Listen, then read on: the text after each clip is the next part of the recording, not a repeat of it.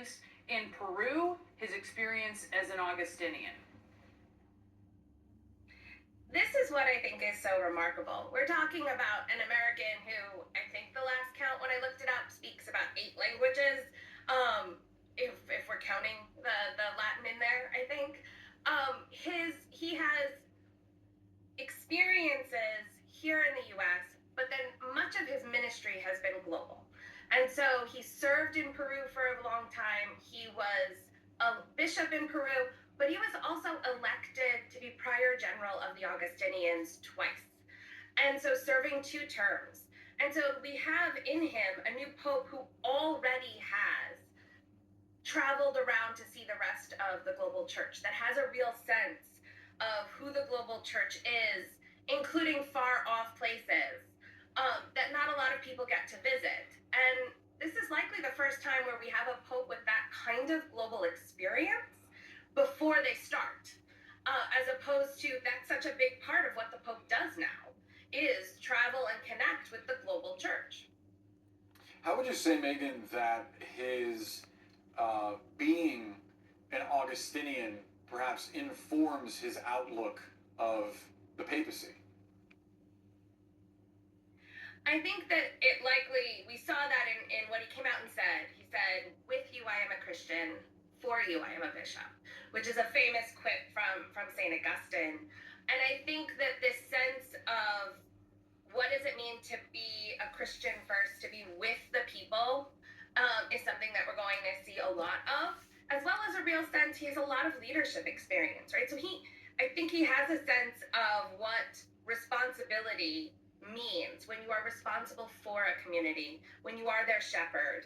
And we'll see that he's a graduate of Villanova, which quite frankly, as a professor at St. John's, feels like, maybe a little bit too much of, is that fair now in the Big East?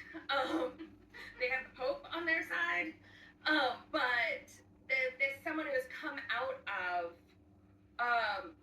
an education system where we know he majored in math, but one where he's in an order and out of an education that deeply values learning. He comes from a family where there were teachers, deeply values this kind of faith and reason coming together and a real sense of the gospel. And I'm excited to see what that looks like and how that can maybe influence some conversations we have here in the United States too. He's chosen this name, Leo, which is going to inform us, perhaps. It's going to signal to us what he may want to be defined by. Maybe you could talk a little bit about that, but could you also, Megan, talk about what his papacy might mean for women in the church, what it could mean for their role? That would be a question really for anyone who would be pope, but I do wonder as well what it means with him as the pope. So he came out and he said Leo the 14th, and I kind of, held my breath a little bit. I do Catholic social teaching, and Leo the 13th is the one who started modern Catholic social teaching in 1891 with Rerum Novarum. So the church's social engagement on poverty, on economics, on climate change, on migration, that all started with Leo the 13th. And so he was sending, I think at least, or I hope, a real signal for putting himself in that tradition. And many may know, Laudato Si, Pope Francis's statement on the environment, that's part of that tradition. What we don't know as much is what his papacy will look like in terms of women's participation in the church. There are a couple of things that I would point to that give me hope in terms of women's continued greater inclusion in leadership.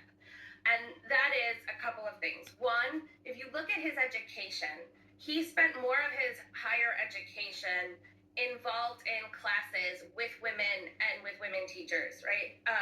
Catholic Theological Union's current president is a woman. These are schools and education systems where he would have been in classes with women. He would have had women as instructors, as his teachers. And that to me is a good sign. He was has spoken